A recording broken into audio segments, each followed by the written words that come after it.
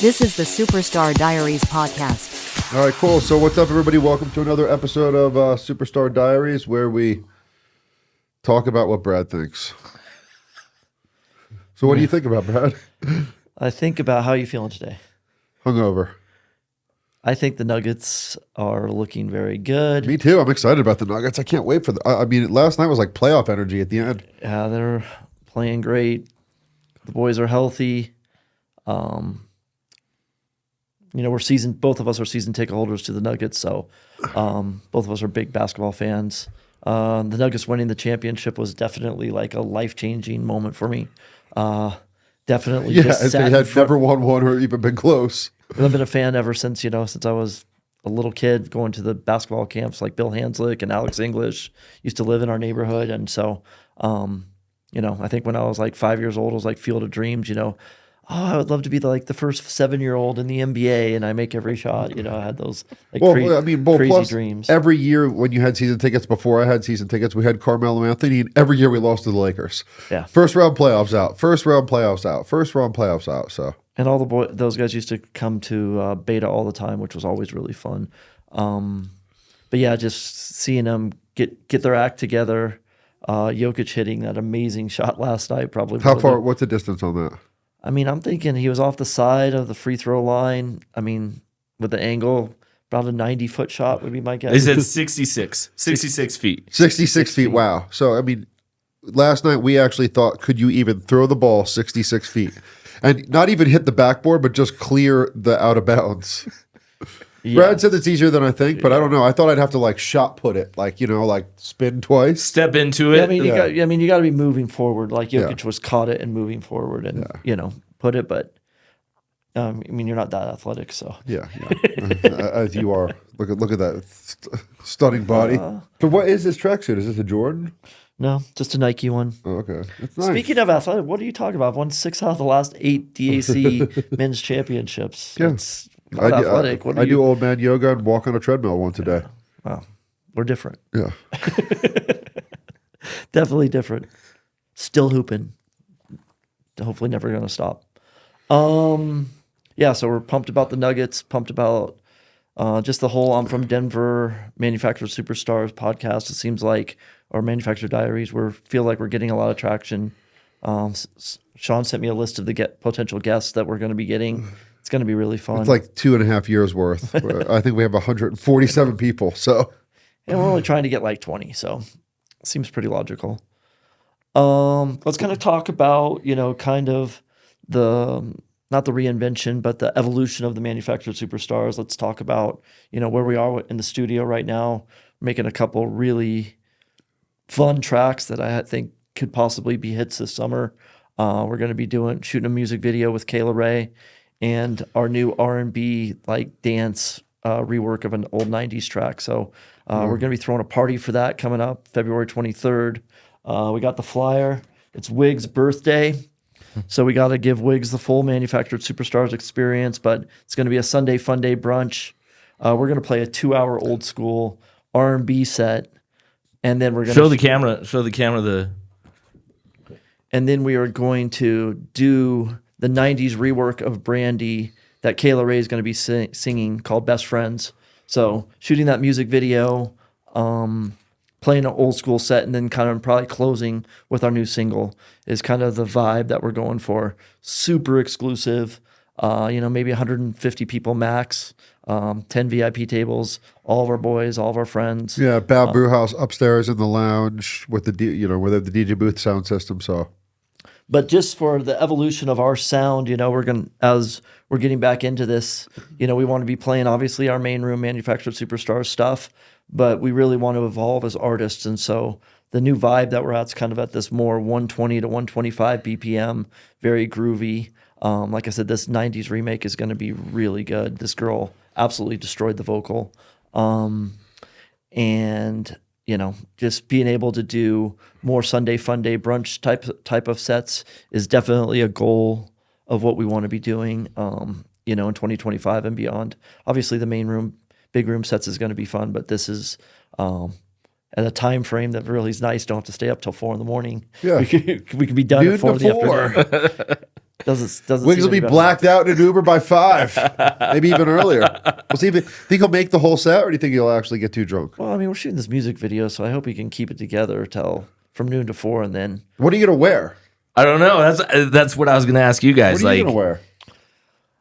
if you read the script for the video shoot, you would know. You said that to me at like 8:30. I told you I was hungover. Like, no, man, I ate McDonald's before I got. I think here, we're gonna for have a God's couple sake. outfit changes. So Oh, we're gonna have outfit changes. yeah, well, because we have to have the video is going to be more that we're meeting for dinner, just hanging out, and then So what are the outfit changes? Tell me about them.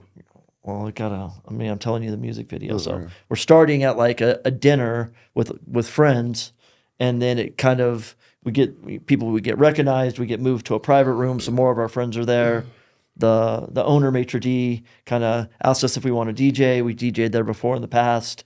It kind of begs us to it. We weren't planning on playing, and then it kind of turns into a spontaneous DJ set, and then somebody spontaneously brings us our spacesuits. So at some point we change, going from more of a regular outfit to all of a sudden how do we end up in DJing Business a casual to packed outfit. spacesuit. Nice.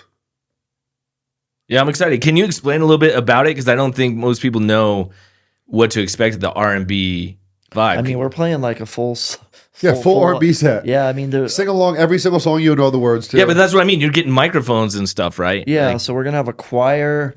Every song, if we do this correctly, Shawn and I will start the track, and 15 seconds into it, we just basically kill it, and the audience takes over the rest of the track, and we're gonna fly through tracks manufactured Superstar style, probably playing each track, minute and a half, and probably about 75 to 100 of R&B classics. Every song, sing along. So it's not a traditional manufactured Superstar set at all. Yeah, right now we have 7 hours worth of music, and we're gonna try to whittle that down to an hour and 50 minutes. I mean, we did and it's around Valentine's Day, but we did an old school Valentine's Day R&B chill out ambient kind of hybrid mix that got millions and millions of downloads. So this is a little bit of a sequel to that. So this is not a traditional manufactured Superstars banging house set. This is We do have a new mix on SoundCloud. If anybody wants to go listen to it, it's just out there now. Yeah, that was from the From the Halloween party, we posted that set, or at least an hour of it.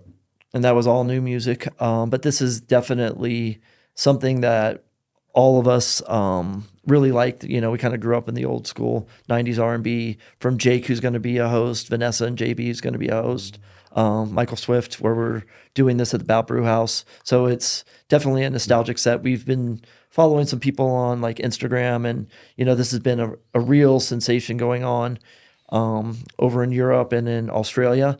And for us, it feels like our crowd always gets to hear EDM. They've never seen an EDM DJ play old 90s music. So we're going to get a lot of our old fans playing something that's different and really interesting. It's going to be obviously our style. Yeah.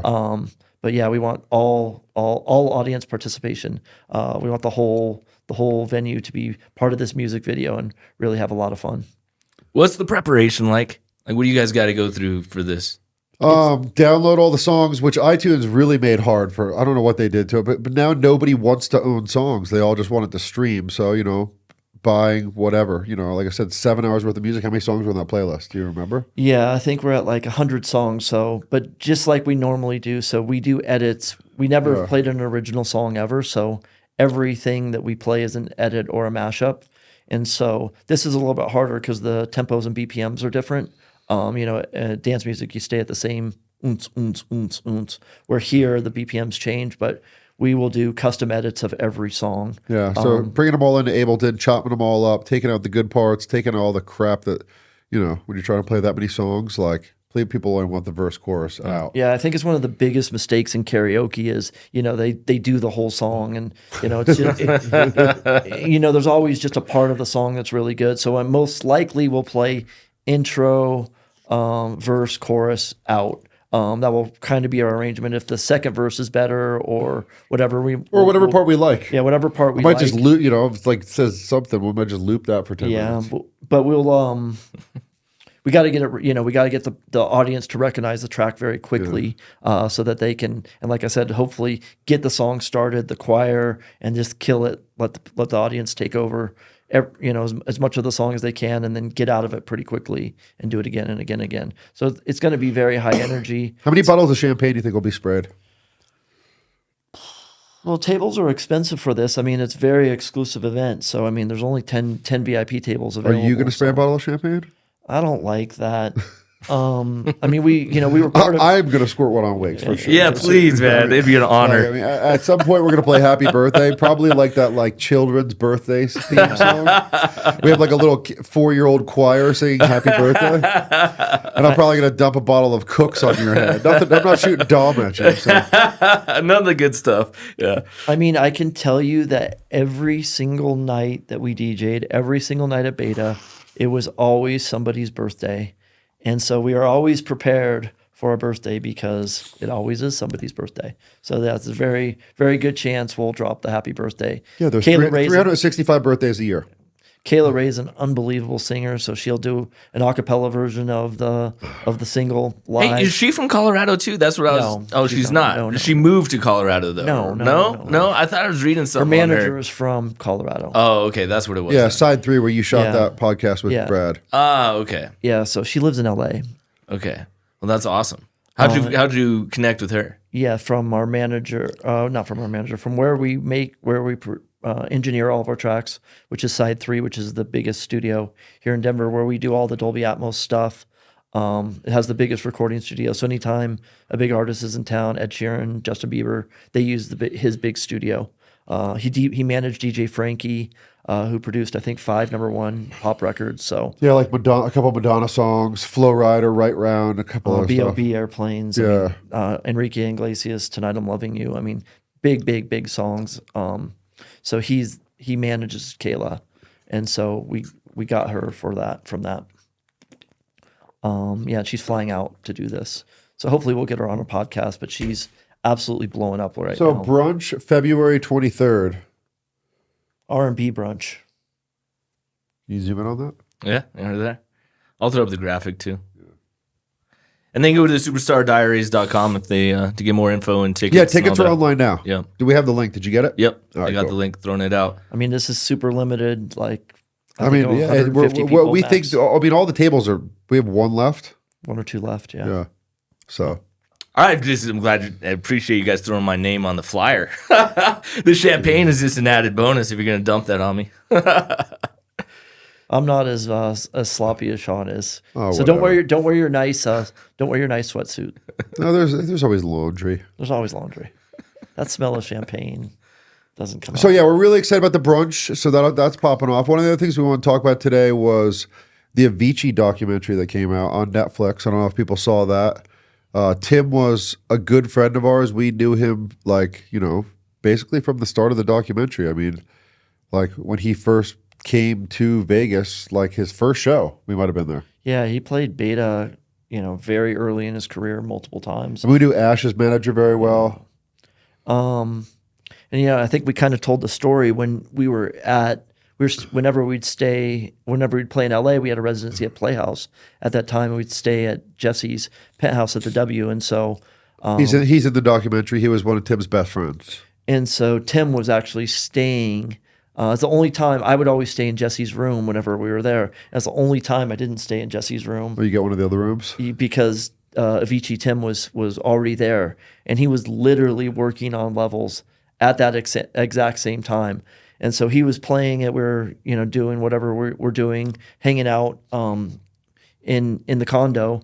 And I said, "Hey Tim, can I have this? I want to play it tonight." And he was super reluctant to. He's like, "It's not finished. It's not finished." I'm, at that point where the founders of Beatport, like, you can't really tell us no on many things. And so he was like, "Yeah," gave us a copy of it. We played it that night at Playhouse and just got an unbelievable reaction. Kind of came back to the condo. I think we had a little after party.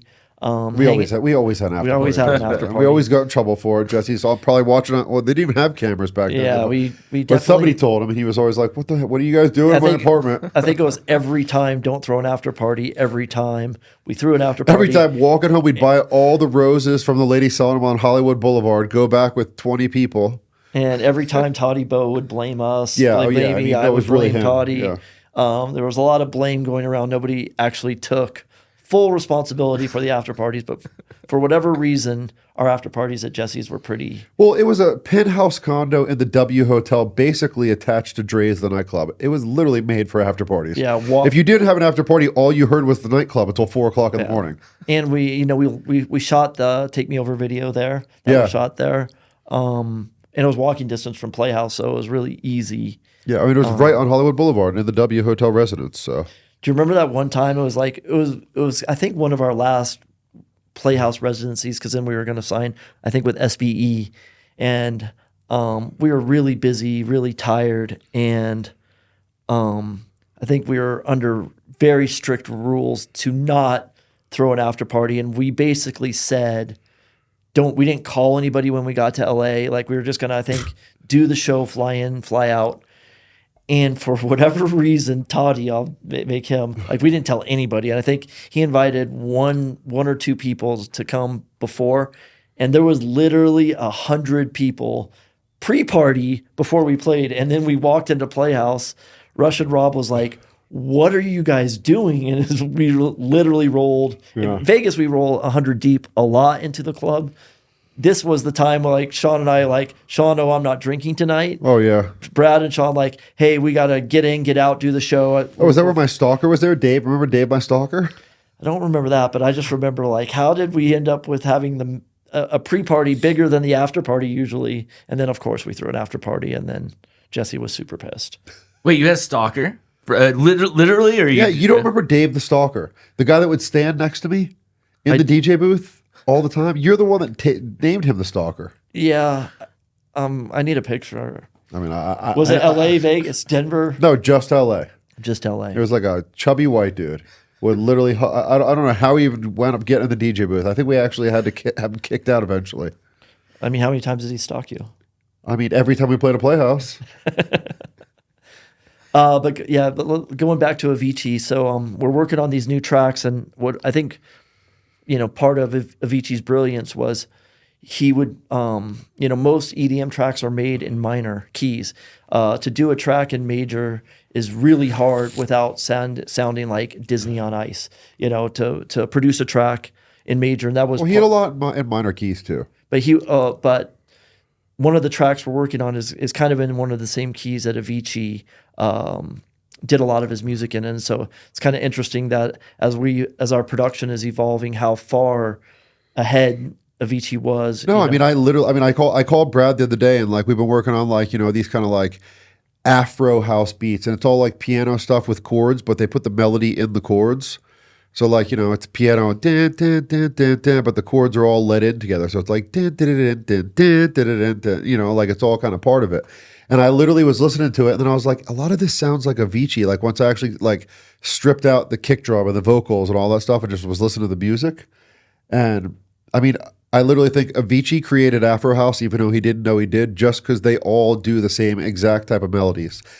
And if you watch the documentary, I mean, bro, whether it's, the guy from Coldplay or Lenny Kravitz, like they're all literally saying that he was one of the best melody writers that ever lived. And you're talking about Coldplay, for God's sakes. I mean, Coldplay is what? Number 3 band in the world on everybody's list. Mm-hmm. Like, I mean, who doesn't want to go see Coldplay? And that guy, Chris, is literally telling you that he's one of the best a dude who literally didn't know how to play the piano. And the first 8 years of his career, drawing the notes in, being like, he's the best melody maker I've ever met in my entire life. Yeah, I mean, I haven't watched the documentary because I don't like to be sad, and that will make me very sad. But, it's just awesome to see that. I mean, like I said, he gave us that levels probably 9 months before it was released. And so we played it every single set for 9 months before the release, and it never. And then another year and a half afterwards. And it never not got an amazing reaction, And I remember going back to Ty and Tim, playing it, he was kind of anticipating what was the reaction. I was like, it's a hit, man. This is. No, if you watch the documentary, because I did, you can literally watch him writing it on an airplane with Ash, his manager. And it wasn't din, din, din, din, din, din, din, din, din. It was one note. It was din, din, din, din, din. And then Ash is like, that's really good. He's like, no, bro, I'm going to make chords. And then like a month later, they show him in a hotel room in like Stockholm or something. And he's like, "Din, din, din, din, din, din." And then they literally show David Guetta with him. And they're like, David's like, this is going to be the biggest hit ever happened in dance music. And David's like, he's like, I don't even understand how you came up with this chord progression.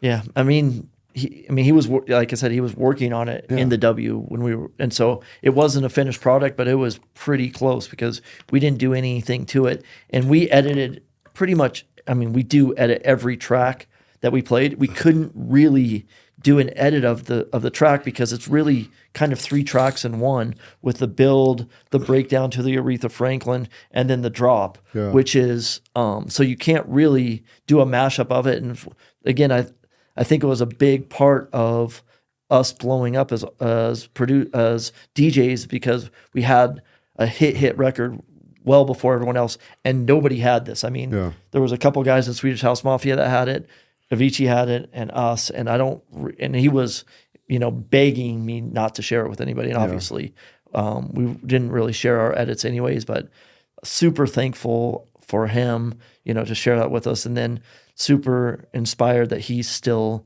influencing our career, as we're. No, I mean, I went back and listened to his entire catalog, man, and it is like astounding how musically relevant every single song he made still is. Like, I mean, you could say some of it sounds a little dated because it's like big room progressive and that's not the sound of today, but like it is just next level to listen to that and the songwriting and the melodies that like really aren't in many people's dance music songs. Yeah, the music was just phenomenal. Yeah. And again, to do those keys and get those vocals and not have them sound cheesy. I mean, we've written many good beats in major chords that that could have been hit records that just weren't, because it's really hard to make it not sound cheesy. Will you watch the documentary, or is it's too hard? I don't do things to make myself upset. I don't do things to scare myself. I mean, it's sad, obviously, because he dies, but honestly, it's a little inspirational because it really just talks about the rise of his career. It really doesn't get to that stuff till the very, very, very end, and it's quite limited. But I knew him, and I know Jesse, and I know Ash. I know the story, Yeah.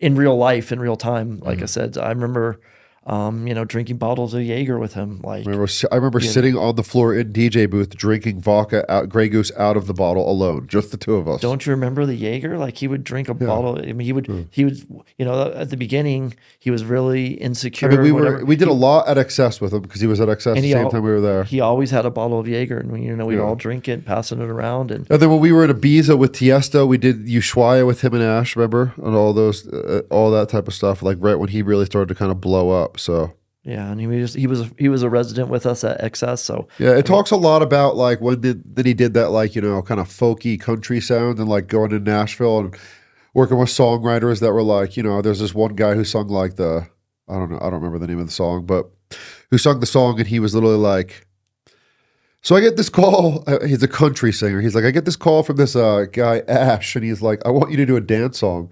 So the guy's like, all right, cool. I'm going to call my daughter and see who it thinks. And she's like, hey, so I got this call from Avicii's manager and she wants to do a song. And she's like, do it. He's the biggest DJ in the world, like freaking out. So, yeah. I mean, that second album, we weren't as close with him. I mean, he got so big, but I remember being in Ibiza with him that same time and just hanging out with him backstage. And he was like, basically just came to say hi. And he's basically like, don't leave, come back, just hang out here. Yeah. And I was like, a little alarmed about like, oh wow, he's literally one of the biggest artists in the world right now, and you can just see how lonely and sad he is. Like to see a familiar face and just hang out was, to me, we all knew he had. I never thought it was going to end as tragically as it did. I thought we all hope that everybody can get their demons in line, but creative geniuses, they're different. Like they're just a different breed. And he was in our world, you got Tiesto, who's just different. Like to be able to do what he's done for the longevity of his career. You have some really special talents like Deadmau5 and Avicii to me as talented of producers as you can ever get. But they're built different, and for Tiesto to be able to do the shows that he does is just incredible. Sober, as normal of a person as you could absolutely be. You got Deadmau5, who's just intellectually absolute genius. Has some issues about maybe getting along with people as well as others, and then you got people like Tim that's just absolutely off the charts talented. That's so insecure and so shy. Yeah. But like I said, to be even Jokic, the superstar that he is, like he's a different. Yeah, did you breed. watch him on an interview? He's like, I don't want to be here. He's a different breed, and when you talk about people being special, that comes maybe at a price or maybe not at a price, but they're definitely built different for sure. And you could see it from the first song he made. He just every time that track with Coldplay, like it just goes on and on and on. Like he did Madonna, missed. he did Coldplay. Like, yeah, I mean, all of his songs. But the documentary is great. I mean, if you're into electronic music, you should definitely watch it. I mean, I'm assuming most people already have. Yeah. I guess from the outside looking in, it's hard to be like, oh, these are people, and that's kind of how your perspective is of like these are people. Is like in your career, do you kind of get lost in that you because you just are yourselves, but people kind of like you're celebrities, right? Is that a weird kind of thought? I don't know. I think that I'm not going to call us celebrities, but I think that like once you're in the circle, you're all just friends. I mean, like whether it was Calvin Harris or Tim, like all in that time period, or Steve Angelo from Swedish House Mafia, like we just sat down and had dinner, bro, and it was no different than hanging out with you. I mean, people obviously have a persona. Yeah, we talk about different things. I mean, most of the time we were talking about music, like to be, top 100 DJ in the world or top 10 DJ in the world, producer. Again, I always say, I just keep on reiterating this. DJs play weddings and bar mitzvahs. Producers and artists play nightclubs and festivals. I really like, as we progress in society, I just really don't like being called a DJ. We were much more. No, they're artists. I mean, David Guetta had like a whole interview where they talked the same thing, and he was like, DJs play weddings and bar mitzvahs. Like, I'm an artist. I play my own music. I like, have an experience. Like, there's not just him. Just like Britney Spears, there is a 20-person team that work on the visuals, the production, the imaging, like all the stuff that goes into like a Ushuaia David Guetta show or a Tiesto Red Rock show. Like, it's not all that type of stuff. But I mean, we've had heart-to-heart moments with all these guys. I mean, I've had heart-to-heart moments with Aoki. We had dinner alone with Tiesto at Fountain Blue, and like, we don't really think we were talking that much about music. We were kind of talking about what makes us happy in life. So yeah, I mean, everybody, it's just at the end of the day, this is how everybody makes their living. As a touring producer, but it's not easy. Like everyone's like, oh, you get paid X amount of dollars per hour. Like for an hour and a half DJ set, I was like, for that hour and a half, it takes hundreds of, if not thousands of hours of time. And you got to physically get there, so it's just, Well, that's one of the things they do talk about in the Avicii documentary is they talk about like how hard it actually is for the artist because you're like the CEO of the brand. Yeah. You know what I mean? Like it's not about just the fact that like you have to write the music, you have to prepare the sets, you have to know what you're going to wear because, you have to do, I mean, before when we would go to LA, we would do 8 interviews before the show. You know what I mean? Like you have to do the, like when you go back, like you have to do the West, the New Times, you have to do the local press, you have to do the morning news, you have to do, the DJ magazine or the zines and the thing. Like, there's a lot. Then you have to do the meet and greets before the show, sign autographs for the posters for the promoter, talk to the promoter's girlfriends and their friends. Like, there's a lot that goes into it. Then go to the show, and then get home at 3 o'clock in the morning, well, and actually, then wake up at 9 and get back on an airplane and do it again. Actually, do the show, which. I mean, I was telling other people, like, it's really hard. You're basically stuck in a cage. I always tell people, like, you feel like a caged animal that for an hour and a half, you can't go to the bathroom. You can't mess up. I mean, one or two half a second mess ups, hitting the wrong button, playing the wrong track is pretty catastrophic, to the crowd that's there. Like you have to be on, I don't not exactly like a professional athlete because professional athletes make a lot of mistakes. They drop the ball. But we can't make any mistakes. Like if we make a tiny mistake, we talk about it. But anything big, ruins the vibe of the event pretty drastically. So you're like completely focused for an hour and a half, and then everybody's drunk, everybody's having a great time, they all get kicked out, and you're just kind of like breathe, and it's like you had a couple Red Bull vodkas, like, and then the adrenaline come down is tough. And then most of the time we were doing 150 shows a year, so just do the math. That's 3 a week. Thursday, Friday, Saturday, Friday, Saturday, Sunday. Thursday, Friday, Saturday, Sunday. We didn't really have a lot of weeks off. So then you got to get to the next city and do it again and again and again. And so, going back to Tiesto, like being able to do it is half the battle. Yeah. I mean, we were like, for that 7, not getting sick, not canceling shows, always showing up, always being excited. That 7 or 8 years, we were a machine, and we were 150. I went back and looked 150, 157, 146, 152 every single year. The number of shows that we did, I know a lot of aspiring DJs want to be touring DJs and producers. 3% of them could do it. Like literally from the talent standpoint, maybe half of them are good enough to do it, but be able to handle all of the travel and all the external things is a very difficult thing to do. See, that's why I like the Superstar Diaries podcast and what you guys are doing, because as a fan or someone who just enjoys music, you have no idea. Yeah, we're I'm really excited to actually, we have guests starting next week. We put together a list last night of, like we said, 150 people. So I'm really interested to start to get other people's takes on it. The joys, the frustrations, the wins, the losses, and like everything that people have to deal with to kind of get to the point of, being a touring artist, man. Like, like I said, I mean, it's obviously a blessing. It's the greatest job in the world. Like if you want to do it and you're talented enough to do it and you have the skills to do it. But it is hard to be, luckily there's 2 of us, but a lot of the guys where there's only one, to be the CEO of your brand and like think about what you're going to do next. Think about what the photo shoot's going to look like. Like, what are you going to wear? All that stuff really kind of, compounds. Yeah. I mean, we were lucky, because there's 2 of us.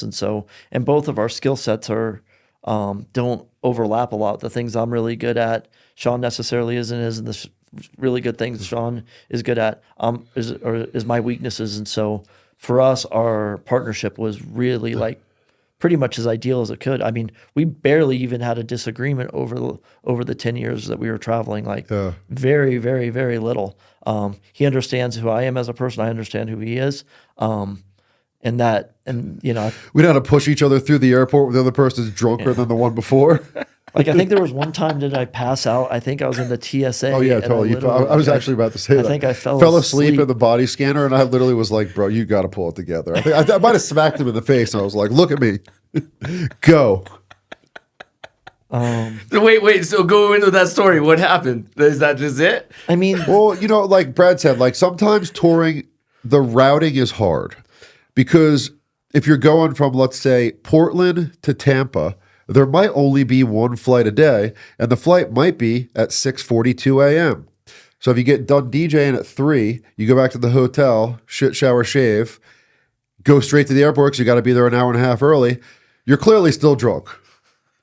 So you got to get through security and then back on the airplane. And sometimes... Yeah, I think in general, I can't remember who told us this, but it might have been our manager, It was Matt, Armin van Buren. or Paul. Eat, sleep. You don't even know. You don't even know what I'm going to say. What am I going to say? Go ahead. Let's see if you finish. I thought you were going to say eat when you're hungry, sleep when you're tired, and never miss a show. And that was what Armin van Buren told us. That was one of them, but that's not what the story was. Okay. The story was get to wherever you're going as quickly as possible. So if you have a next show, just get on the early flight, get to the next city, get checked into the hotel, kind of rest there. Get to wherever you're going as quickly as possible. Don't go fall asleep and then take the 5 o'clock flight, and then you have a chance of the flight being delayed or whatever. So we took a lot of really early morning flights, and same thing for getting back to Denver. Oh, we would always take the 5 a.m. flight home. We'd always want to get home as quickly as possible. And remember Atlantic City? I think it was in Atlantic City. Yeah, always. Where this where you pushed me through the security happened, because there was only Atlantic City's a hard city to get to. Well, there's first of two. all. Yeah, there was 2 flights a day. There was one at 6 a.m. and one at 6 p.m. And So we'd- otherwise, we basically lose a whole another day. And we get back to Denver at like 10 o'clock at night. And we'd fly out of Philly, and so Philly to Atlantic City was an hour and a half drive. And I think the flight was like 7 a.m. So we'd finish DJing at HQ at around 3. Go gamble for an hour. Gamble for, we kind of tried to kill an hour and a half, then get in the limo would take us and to there. And I think it was a really fun night at HQ. I think we were gambling, had some fun, and we didn't sleep it off on the hour and a half limo ride from AC to Philly. And I do remember vividly the body scanner, and I could just stay here forever. Oh, God. And Shawn just like. And the guy's like, "Are you?" And Shawn just kind of, he didn't smack me because it was TSA. It was like, we gotta move, we gotta keep it together and move. We don't want to get, I mean, I deny the flight. Remember me and you going from Miami to, I think we were going to Brazil. So we got on the airplane. I took a Xanax, sit down. We were in first class. It was like 3A, 3B. I fall asleep. Wake up, and Brad literally looks at me and he goes, "You're going to be so pissed." I go, we're here, right? I slept through the whole thing. This is the best thing ever. He goes, "No, we haven't even taken off yet." Well, first Because we sat on the runway for 3 hours, got back. Now I got to get back off the plane to go back on a 7-hour flight. no, so he's completely wrong. Because I remember everything. I'm like an elephant. Remember we had this talk. Yeah. So we were in LA, and we were playing in Cancun. Had a fun night in LA. Going to Cancun to see our boy Shaw. Shout out. We should definitely get Shaw on the show. Yeah, he's on the list. Yeah, he would be a good one. We had a lot of good times in Cancun. And so we're sitting on the flight in LA. I think I'm watching Homeland or something. Shawn is completely out, passes out, and I'm just like, they're going, "We got to change planes, or we're going to take off in an hour, we're going to take off in 2 hours." He's out this entire time. And I think it is at the point where they got us a new airplane. And so we had got off and got on. I sat in the thing. So we got to get him off. And I was like, I hate waking. There's nothing worse than waking Shawn up on an airplane. He's got his eye mask. He's got bad breath. Oh yeah, he's got the neck thing. Yeah. I'm in a cocoon. Like you just look at him and it's just not going to go well. And so, the flight attendant's like, "Hey, come on, we got to go." I was like, "Just wait till the." And so I finally wake his ass up. So you let everyone else get off the plane? No. We're on the front of the plane, but okay. it's time to go. And so I wake him up, and he's like, takes off his eye mask, kind of like, "Oh man, that was a great flight." And I'm like, No. Haven't even left yet. We haven't left yet, bro. He's like, just grouchy. Yeah, super grouchy. What's the craziest travel trip? Was that like that you guys have ever experienced? Oh, no. My craziest thing was we went Memorial Day weekend, Las Vegas XS to Amsterdam Leaf Festival. We're in Amsterdam for what, 9 hours? And then flew back to Vegas because we got all the time back and played the next day. So we played 3 shows and what was wrong with that? So Thursday we played Vegas. Yeah. Friday we played LA. So Thursday we leave. I leave my suitcase at the Wynn. So Thursday we played Trist. Friday we played LA. Fly from LA to Amsterdam. Play the Leaf Festival, and then fly back. But we got the day back, so we played 2 shows the same day. To Vegas for Memorial Day Sunday. Yeah. And then we flew through Houston, Amsterdam to Houston to Vegas. And the security guard, the TSA stops me and goes, "Where's your bag?" And I was like, "I don't have one." And he's like, "You just came from Amsterdam." He's like, "How do you not have a bag?" And I was like, "Oh, we're DJs." And we were there for 8 hours. I kind of showed him my USB, and he just like went through all of my stuff. And I had, at that time, I think I had some manufactured Superstar stickers or Beatport stickers. And he took them, he like, "This could be like liquid ecstasy or something." That was one of the harder security searches I ever went to. Like this guy couldn't believe that we would fly to Amsterdam for less than, I think we were literally there for like 12 or 14 hours. Yeah, we stayed at the airport hotel. Yeah, we stayed at the airport hotel and we just slept on the plane there on the ride back. Yeah. But that was, I think we did, 4 shows in 3 days, technically. Yeah, because you get all the time back. So it was like you lose the time, played time. Saturday or Sunday night, and then played Saturday or Sunday night back here because you get back the 8 hours. And then that set at XS was like that was one the nights when Memorial Day was one of that was one of my favorite sets ever. The Leaf Festival was like 35,000 people. Yeah, I remember we did take a boat. So it was next to a lake. Remember we took a boat across the lake backstage because you couldn't walk through the crowd because there was too many people. Yeah, it was nuts. Yeah, the only way to get backstage was on a canoe. Yeah, it's very Dutch. So does adrenaline get you through that? Like, what gets you through that? And then, do you make mistakes because you're so tired at that point? How do you? Like I said, we're pros. Like, how do basketball players do 4 games in 5 nights? Like, it's just what you do. Like you train for it. Yeah, we were built for that. Being able, when like I said, I would say to any up and coming DJ producer that makes it, like, the travel is just as hard as the art. And you got to be disciplined, and you have to be disciplined, and you have to just be able to, like I said, you're kind of cut out of a different mold. You got to, like, be super mentally tough. There's so many things that you can't control. You can't control flights. You can't control the promoter. You can't control the weather. You can't control the crowd.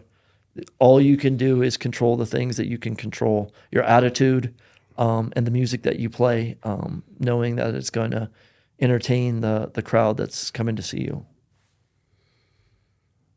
So next week we're gonna have a good friend of ours, Anthony Atala, on the show, Chicago house DJ. He's on the Groove Cruise right now. He was gonna do this week, but he couldn't because he's somewhere in the middle of the ocean. Shout out to Jason and the entire Groove Cruise crew. I believe this is like their 20th anniversary. I know it's a big one for him, but he got the biggest boat that you can basically get. It's not the one you did, the something of the sea, but it's like a 5,000 person mega boat, like nonstop, 30 stages, like the craziest lineup he's ever got. So props to him, and I hope everybody on the boat has a wonderful, safe trip and journey across the ocean. Let's talk about our experience on the Groove Cruise. Which one? The one where Michael Achenbaum gave you the joint and the dog went buck wild crazy. Oh my God. So I'll just lead this up to the story. Yeah, so, you go ahead and tell the story. And I'll let you. I'll chime in where it I'll needs let you to be. take it. So one of our. Well, here, let me set it up. No, I'll set it up and then you can just take it from there. So basically, I put him on the list of guests as well. Michael. Yeah. So Shawn was traveling with someone, and I was traveling alone. And so when you go onto the cruise, they take your boarding pass or whatever, and then you go up this giant escalator, almost like the Trump escalator going down but going up. So me and Shawn's friend are on the escalator and we're going up, and Shawn disappears, and I'll just leave it there. Well, so my friend Michael, who owns the Gansevoort brand hotels, me and him both enjoy marijuana. So as a wonderful friend, he left a joint on my pillow in my room. So we're in Miami. Yeah, we're in Miami. So I mean, of course, this is the best thing ever. Like, got a joint on my pillow. So in my head, I'm like, all right, cool. I'm gonna go get on a cruise. So I got like the Groove Cruise. Yeah, the Groove Cruise. I got 4 hours of boarding. So what do? Right before we get in the cab, I sit on the patio of the hotel room and enjoy this entire joint by myself. As we're getting on the cruise ship, we literally turn around the corner to the entire, not TSA, but it's customs. DEA. Yeah, DEA, federal customs with like 8 German Shepherds, okay? So I smell like a joint because I just smoked the whole thing to the head, and the freaking dogs just jump on me. Yeah, so as we're like getting ready to get on this escalator to eternity, the dogs were acting very crazy, like around Shawn, and I didn't. No, the dog jumped on me. It wasn't like crazy. It was like how much German Shepherds weigh? 130 pounds. The dog literally went up and put his paws on my chest and was like, "You are drugs." And so, drugs. And so the DEA or whatever, the custom control, doesn't want to do anything until you give them your boarding pass. They take your luggage, that whole thing. So I get basically taken into Guantanamo Bay. Yeah, Guantanamo Bay. So it is the basement of the cruise ship boarding thing where you could literally disappear and nobody would ever see you again. But luckily, I had nothing on me, so I could be a complete ass to these guys. So I basically walked in, emptied my suitcase on the floor. Like, I'm not kidding. Like, took the suitcase, was like, dropped it all, took my clothes off because I was like, forget this, bro. I was like, do whatever you want. Like, I'm stoned and I don't give a shit. Hold on. Are you this confident? You have no worries. I have nothing. No, I know, but consciously you're like, oh yeah, you're like, I was on tilt. I mean, you see me at TSA security when I go on my own tangent. So let me to go back to our, like, me and Shawn's friend are. We have no idea what to do. So we're like, he's gone. No, I'm gone. Like what is he even going to get on the boat? Yeah, like, what do we do? Like, he's got the music. Like, I mean, like, what do we do? And they're like, I was like, can I go help him? And they're like, no. No, he's in Guantanamo Bay. He's gone. And, for 2 or 3 hours, I would say. Oh, no, they went through. I mean, they didn't put their finger in my butthole, but they took the liners out of my suitcase. Like, the guy was so pissed that I didn't have anything. And the fact that I was so like, bro, I mean, like, if I had something, I would have been a little bit like less cautious. I'm like dumping it out. I'm like, go through it all. I'm like pulling the socks apart, showing them the insides. Like, so eventually they let me go and I got back on the relief in their face was like. Well, also I was like, oh no, please tell me Shawn didn't bring anything. Please tell me Shawn didn't bring anything. He's not that stupid, but Yeah. Yeah, because you don't know why the dog jumped on him. You don't know that he's. Oh no, he knew I smoked a joint. I probably smoked like a joint in the but it could have camera. been anything. But it didn't correlate, like, because we're from Colorado again. Like, weed's legal.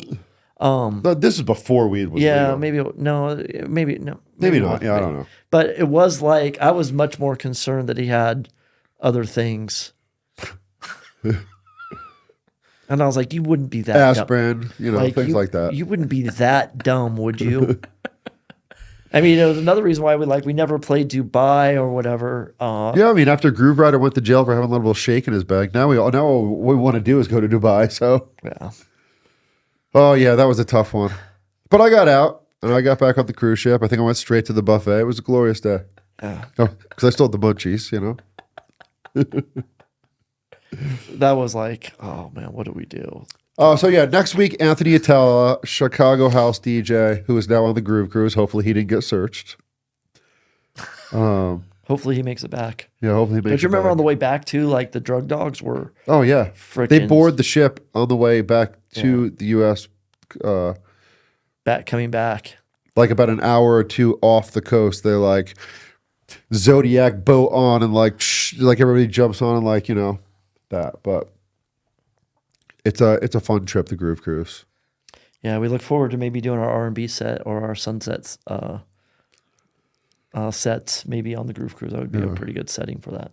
Totally. This is an awesome episode.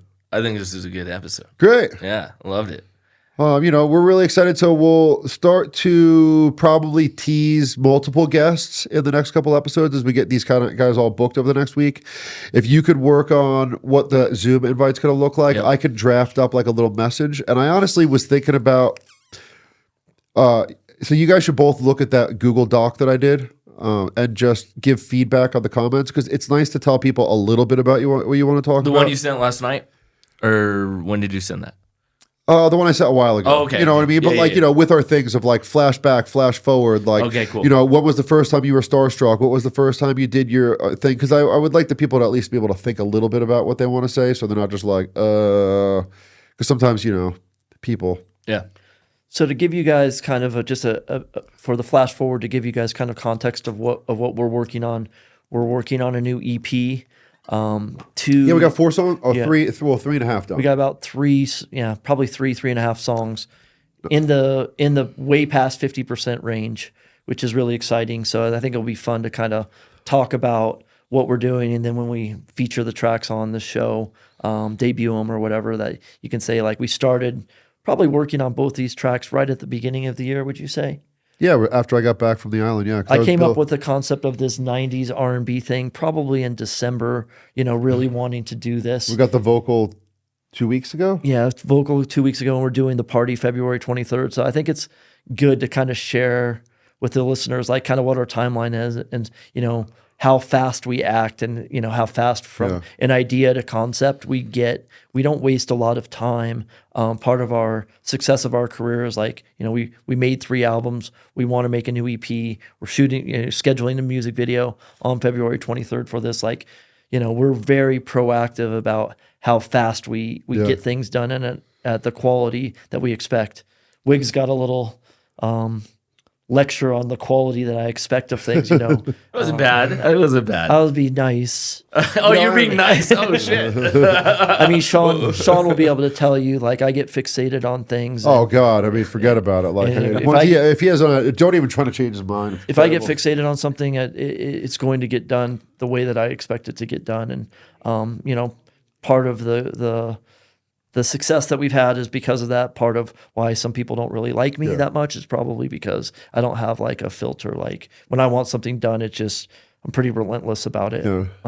But I think that's why this whole thing is going to be fun to watch is be able to see how quickly we go from concept to executed, from this DJ set. Like we've never done a straight R&B set. Like it's going to take us a lot of work and a lot of time, but we're not scared to do that. It took me 8 hours to download the first third of the music already. So and then to get it done to the quality that we expect, and then that the audience is going to appreciate.